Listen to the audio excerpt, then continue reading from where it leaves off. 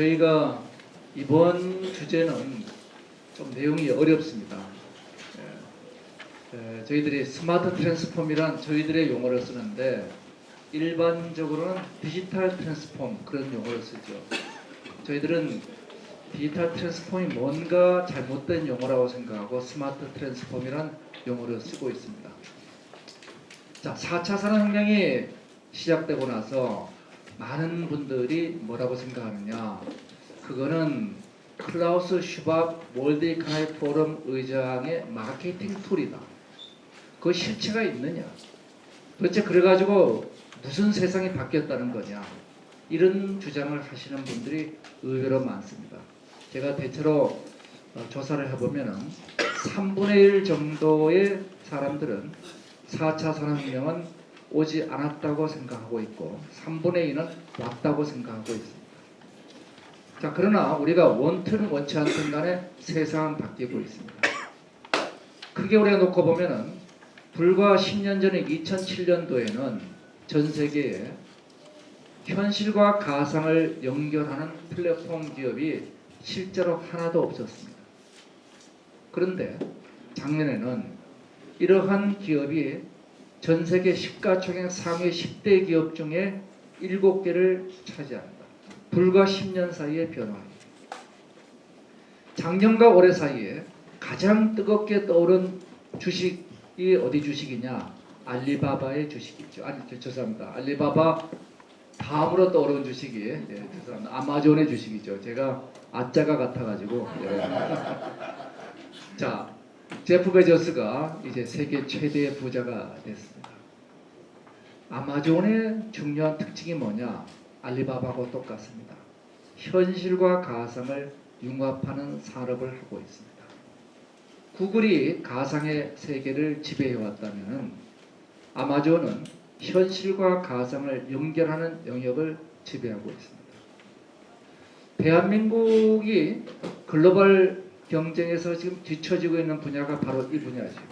그래서 이 분야, 현실과 가상이 어떻게 융합하느냐, 이 문제를 저희들이 한번 체계화 시켜보자. 그래서 제가 한 건 아니고 조금 전에 사회를 본 우리 주광진 책임연구원께서 이 자료를 만들었습니다. 저는 지금부터 아바타로 시작하겠습니다.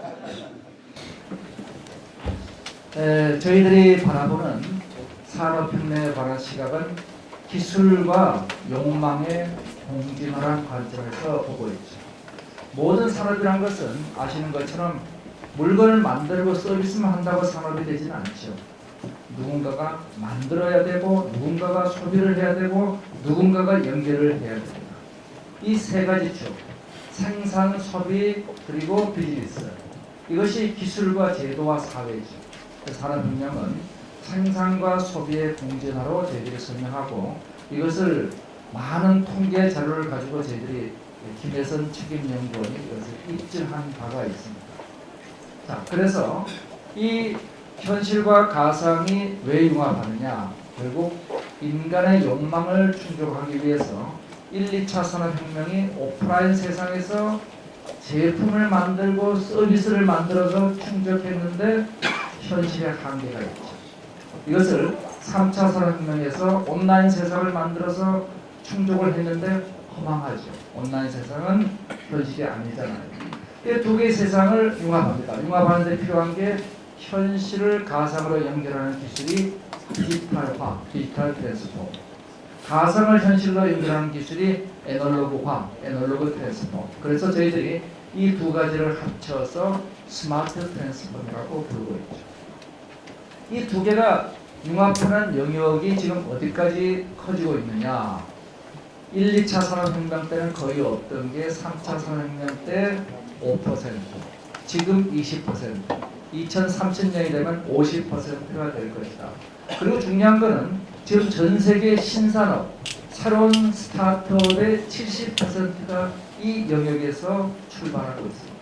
유니콘의 70%가 이 영역에 존재하고 있습니다.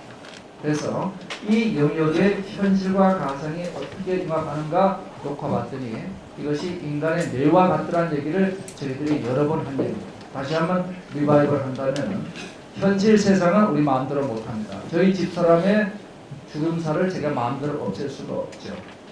가상세계에서 뽀샵을 해서 없애줄 수 있는데 현실로 가져오지 못합니다. 그래서 이 일련의 과정을 비유한다면은 우리 내비게이터를 가지고 운전한 것과 내비게이터 없이 운전하는 그 차이라고 비유할 수 있습니다. 현실만 가지고는 제가 몇 시에 카이스트 이 건물에 도착할지 알 수도 없고 어느 길이 제일 좋은지 알 수도 없어요.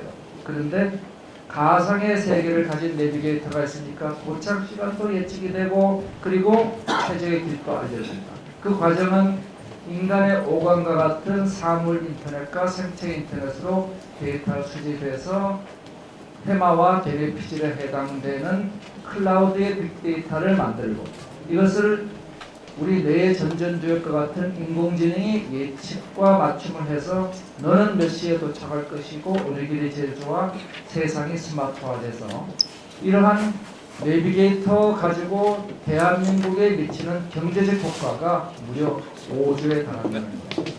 이것을 공장에 적용하면 스마트 공장, 도시에 적용하면 스마트 시티가 되는 거죠. 자, 이 4단계 우리 스마트 혁명에 대해서 그러면 4차 산업혁명의 이러한 과정을 체계적으로 개별 기업들이 구현할 수 있는 방법이 무엇이 있겠는가? 막상 전 세계에 찾아봐도 디지털 트윈 찾아보면 알 것 같은데 잘 모를 것 같고 그 다음에 디지털 트랜스폼 한참 사례는 설명드렸는데 이 프레임워크가 제대로 나와 있는 게 저희들은 못 찾았습니다. 그래서 이러한 것들을 해결하기 위해서 이 세상을 일단 사회 문제와 기술 문제 두 개의 상호작용으로 본 거죠. 그래서 이 사회 구성론 입장 또 기술 결정론 입장에서 각각 주장을 합니다. 기술이 사회에 영향을 미쳐. 반대로 사회가 기술에 영향을 미쳐. 사실은 서로 영향을 미치는 거죠. 이 현실 세계의 기술과 사회가 미래를 예측하는 카이스트는 미래 예측 모델을 스테이프라는 모델을 씁니다. 일반적으로 스테이프라는 모델이 있죠. 이걸 통해서 미래의 기술과 사회를 바탕으로 기술 사회가 어떻게 바뀔 것이냐. 자, 이래서 제일 처음에 저희들이 필요한 게 기술 모델부터 만들어 보는 거죠. 기술 모델로서는 저희들이 13개, 인공지능과 12개의 기술이 어떻게 4단계를 만들어내는가를 모델링한 겁니다. 저기 과거 자료도 있지만은 현실 세계는 노란 선의 바깥쪽입니다. 가상 세계는 노란 선의 안쪽으로 설정을 했죠. 자, 그러면 제 1단계는 현실을 데이터로 바꾸는 겁니다. 현실 세계는 무엇이 있을까요? 딱 3개밖에 없어요. 시간, 공간, 인간입니다. 그 외에는 없습니다. 있으면 얘기해 주세요. 자, 시간, 공간, 인간은 각각 요소, 관계 두 가지로 나눠져 있습니다. 인간, 저에 대한 데이터는 요소의 데이터, 저와 우리 주광진 증인과의 관계는 관계 데이터죠. 그러면 시간, 공간, 인간의 요소와 관계 딱 6개네요. 그래서 6개의 디지털 트랜스폼 기술이 있으면 현실 세계가 데이터로 바뀌는 거죠. 1단계 데이터화가 이루어지게 됩니다. 그러면 우리는 가상 세계에서 빅데이터가 형성된 정보화를 만들게 되죠. 데이터화는 분산되어 있는 현실의 개별 데이터입니다. 한 명 한 명의 데이터죠. 이 방에 있는 한 명 한 명의 데이터를 다 모으면 정보화가 됩니다. 그래서 전체를 보는 정보가 만들어지죠. 자, 3단계는 지능화라고 했습니다. 자, 인공지능이 등장해서 지능화를 하면은 너는 몇 시에 카이스트에 도착할 것이고 어느 길이 제일 좋아 맞춰주죠. 그러면 그 결과를 현실로 가지고 나오면 현실 세계가 아름다운 세상이 되는 겁니다. 이 디지털 트랜스폼의 반대로 가상 세계에서 현실로 나오니까 이걸 저희들이 애널로그 트랜스폼이라고 명명을 했죠. 이것이 4단계 스마트화입니다. 여기에 저희들이 6개의 기술을 배치했습니다. 왜 6개냐? 애널로그 트랜스폼 기술은 6개보다 많습니다. 디지털 트랜스폼 기술은 이 6개로 국한됩니다. 6개면 완성이 됩니다. 애널로그 트랜스폼은 많은 기술 중에서 그냥 6개로 잘랐어요. 왜? 요 6개의 짝을 맞추기 위해서 자른 겁니다. 자, 이렇게 자르고 나서도 보면은 이 6개의 애널로그 트랜스폼 기술로 대부분 현실 사회 문제의 95% 이상은 설명이 됩니다. 자, 그러면 그걸로 일단 대부분 문제를 풀 수 있죠. 그래서 앞으로 나라를 시키면은 3차 산업혁명을 이끌어낸 디지털 트랜스포머, 즉 온라인 세상을 만든 거죠. 현실 세상을 온라인 세상으로 만드는 디지털 트랜스포머 기술은 사물 인터넷과 위치 기반 기술이 공간을 데이터화하고 클라우드와 빅데이터가 시간을 데이터화하고 웨어러블, 생체 인터넷과 SNS가 인간을 데이터화하면 현실 세계가 데이터의 세계에서 융합이 이루어지죠. 그러면 인공지능이 지능화를 통해서 뭘 만들어내느냐? 인간의 욕망을 충족하게 됩니다. 왼쪽의 기술이면 오른쪽은 욕망입니다. 자, 인간의 욕망을 우리가 맨 처음엔 디자인을 해야 됩니다. 너 뭐 원하니? 근데 그 디자인을 현실과 가상을 융합해서 디자인을 해야 돼요. 이것을 사이버 피지컬 시스템 디자인, 저희들이 명명을 했습니다. CPS 디자인입니다. 그리고 두 번째는 이것을 육체적 욕망을 충족하는 기술, 그게 뭐지? 모양이 있고 움직이는 거. 이게 3D 프린팅과 로봇이다. 그리고 정신적 욕망을 충족해야 됩니다. 정신적 욕망은 오감을 가상으로 만들어냅니다. 즉 증강 가상 현실이 되죠. 그런데 인간의 욕망은 다 달라요. 욕망을 거래합니다. 욕망을 조정해야 돼요. 이것이 블록체인과 핀텍의 역할. 자, 그 다음은 뭐가 필요하냐? 아무리 우리가 욕망을 잘 디자인해도 사람들은 하다가 맙니다. 자, 온라인 교육을 한다. 열심히 하나요? 아니죠. 교육 비디오 틀어놓고 유튜브 틀어놓고 에디팅을 합니다. 예, 유튜브 재미가 없으니까. 따라서 그 성공적인 교육 사이트를 만들어내는 칸 아카데미는 욕망을 지속시키기 위한 게임들을 집어넣죠. 그래서 게임화가 저희들이 굉장히 중요한 요소라고 보고 있습니다. 마지막으로는 사람들에게 제일 중요한 건 뭘까? 공짜가 제일 중요합니다.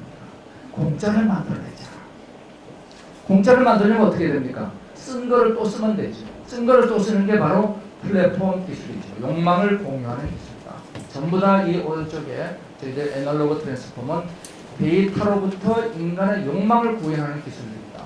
자, 그러면 이 12개 기술, 6개의 디지털 트랜스폼과 6개 애널로그 트랜스폼이 인공지능을 중심으로 어떻게 4단계 융합을 하느냐 하는 문제가 됩니다. 두 번째 우리가 저희들이 연구원들과 상의한 문제는 이거예요. 야, 근데 이 우리가 살고 있는 이 세상은 도대체 어떤 요소로 구성되어 있을까? 저희들이 국회 로드맵 보고서를 통해 가지고 데이터 쇄국주의 타파를 8월 30일자로 대통령이 선언을 했습니다. 그 대통령 선언을 이끌어내는 국회 로드맵 보고서에 저희들이 제시한 겁니다. 이 세상은 뭘까?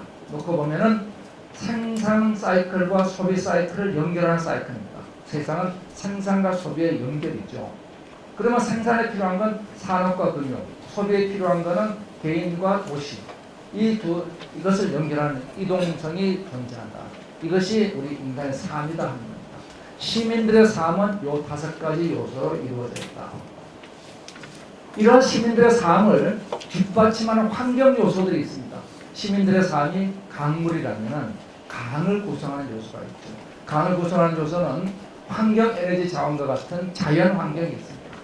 그리고 인간이 만든 제도 환경이 있죠. 그리고 무엇보다 사람을 바꾸는 교육이 있습니다.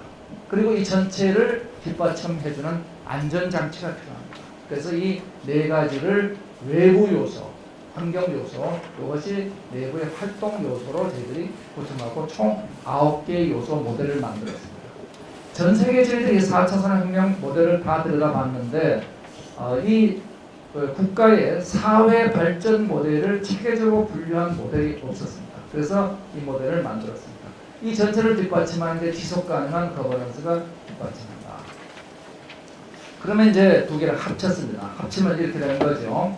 합치면 9개의 사회 요소들이 산업, 금융, 이동, 건강, 도시, 교육, 제도, 환경, 안전이 요 6개의 디지털 트랜스폼과 인공지능과 6개의 애널로그 트랜스폼이 기존의 기술들과 결합해서 더 스마트한 세상을 만든다. 이게 우리가 할 일이라는 겁니다.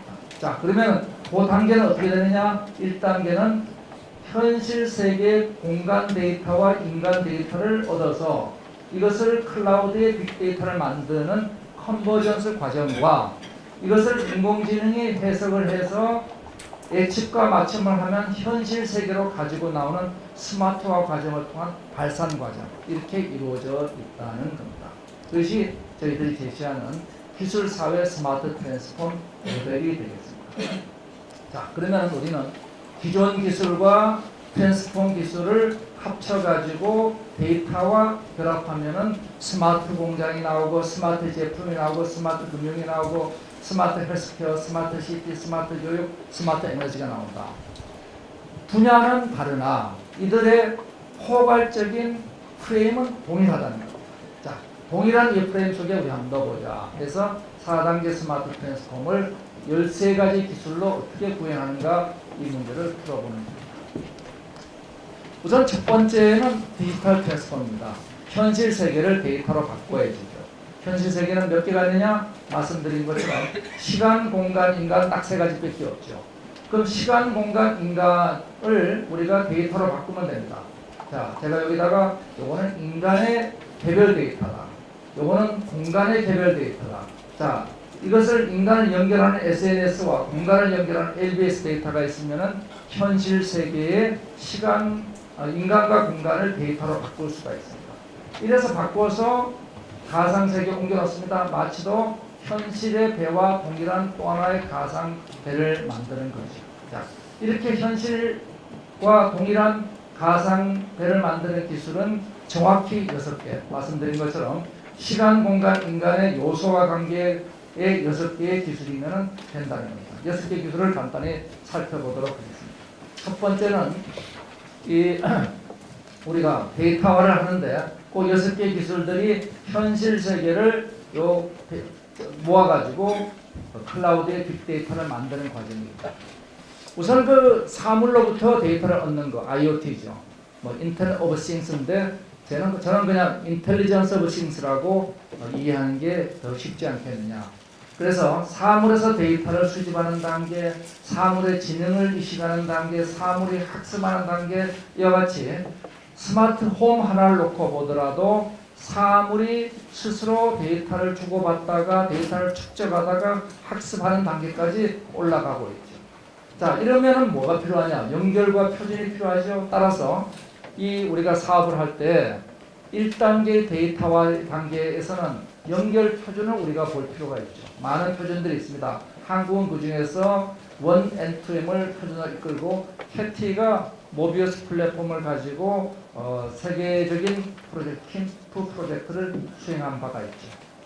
특히 이제 우리가 환경 요소 같은 것을 디자인할 때 도시의 환경, 공기의 질, 물의 질 이런 것들은 소량의 전력 가지고 소량의 데이터를 우리가 돈 들이지 않고 활용하는 기술들이 필요하겠죠.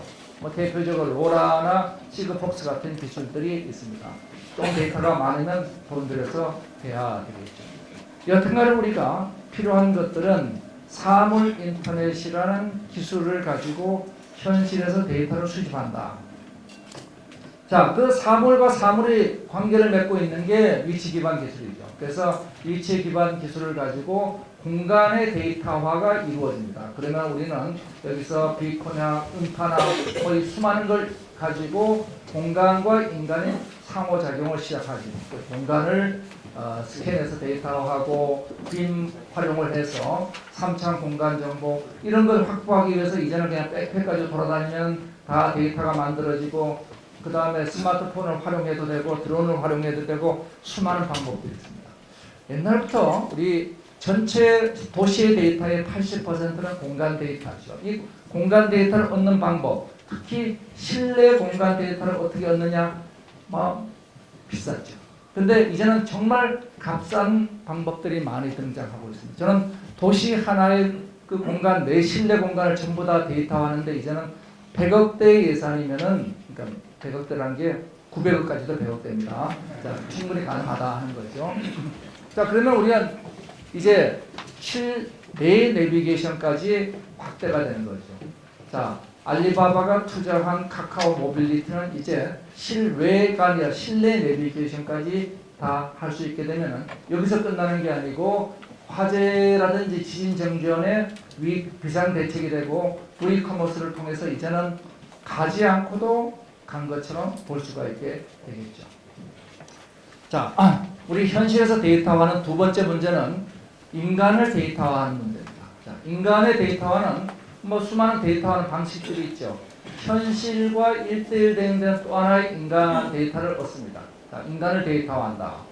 이러한 인간 데이터화의 대표적인 예는 우리 핏빛, 제임스 박이라는 우리 재미동포가 만든 피트니스 트래커죠.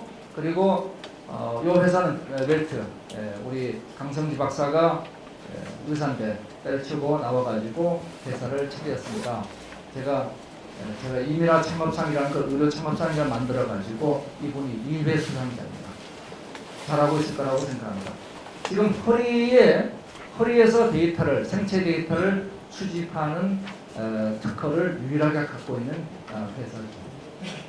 후이노는 인공지능 기반의 혈압 측정인데 한국의 규제 때문에 미국으로 이전한 회사입니다. 여하튼 수많은 우리 활용 사례들이 이제 생체 인터넷에 등장하고 이것의 플랫폼까지 등장하고 있다.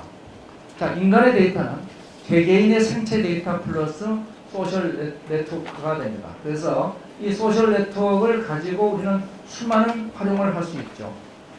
돈 빌려줄 때도 활용할 수 있고 또 개인의 우리가 관계를 볼 때도 활용할 수 있고 상권 분석할 때도 활용할 수 있고 그래서 이런 빅링크 데이터 분석의 수많은 기법들이 등장하고 있습니다. 그래서 소셜 네트워크 분석은 한마디로 빅링크 데이터 분석이다 볼 수 있게 됩니다. 이것을 이제 카카오 같은 경우는 자동차 택시가 과거에는 라스트 마일까지 들어가지 않던 것들을 집 앞까지 얼마나 가고 있는가 이런 것들을 우리가 다 분석해낼 수 있고 시간에 따라서 얼만큼 택시 이동량이 생기는가 다 분석할 수 있고